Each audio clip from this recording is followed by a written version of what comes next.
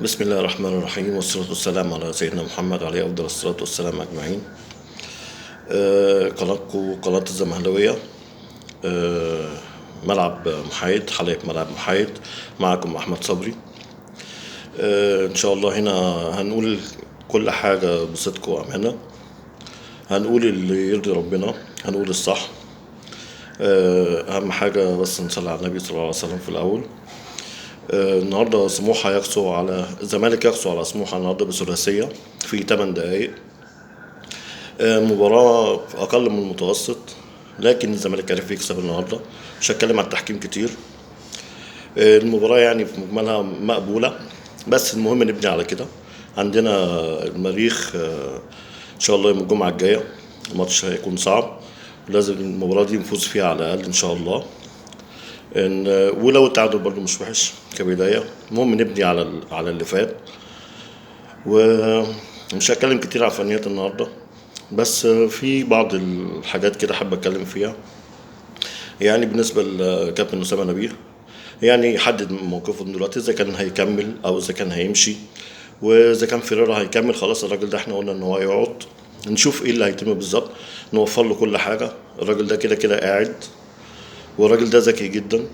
فعايزين نشوف ممكن يعني نوفر له كل حاجة، عشان الزمالك داخل على بطولة أفريقيا. مش هتكلم على الدوري خالص، ماشي، وده اسم مصر وسمك مصر.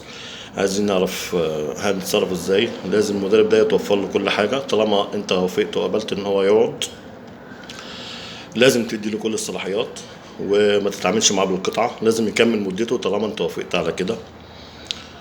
وربنا يوفق الجميع ان شاء الله. مش طبعا نتكلم على تحكيم ولا نتكلم على اي حاجه. كده كده الزمالك النهارده كان يستحق الفوز. الناس هتختلف وناس هتتفق على ضربتين الجزاء، ضربه سموحه اللي ما اتحسبتش وضربه الزمالك اللي اتحسبت واهدرها زيزو. شيكابالا النهارده بيظهر، بيجيب جون حلو، بيقول الزملكاويه انا موجود. عايزين نبني على كده.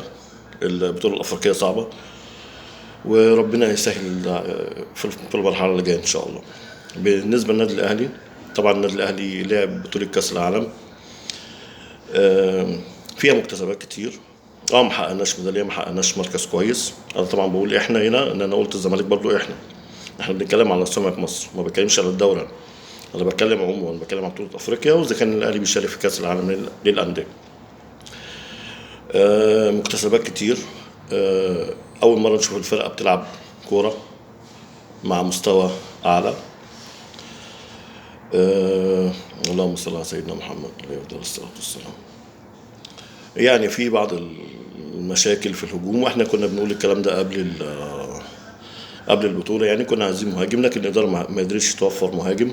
مش مشكله، الخيره في ما اختار الله. كده كده قدامك 6 شهور قبل ما تجيب مهاجم تاني، فلازم تعتمد على الناس الموجوده وتدعمهم وتقف في ظهرهم. برضو بطوله افريقيا لازم يبقى عندنا اهلي والزمالك ان شاء الله الاثنين يوصلوا للنهائي، وفي الاخر اللي يكسب نقول له مبروك. الزمالك عنده يوم الجمعه ان شاء الله ماتش مع المريخ في ليبيا، لأن المريخ بيلعب بره ارضه. ويوم السبت ان شاء الله الاهلي عنده الهلال في السودان. مش هطول عليكم كتير. ده كان فيديو صغير. يعني كنت عايز اعرفكم بنفسي واعرفكم بالقناه. ربنا سهل ان شاء الله، اللي جاي احسن، وان شاء الله هنا ما تسمعش الا كلمه الحق. السلام عليكم.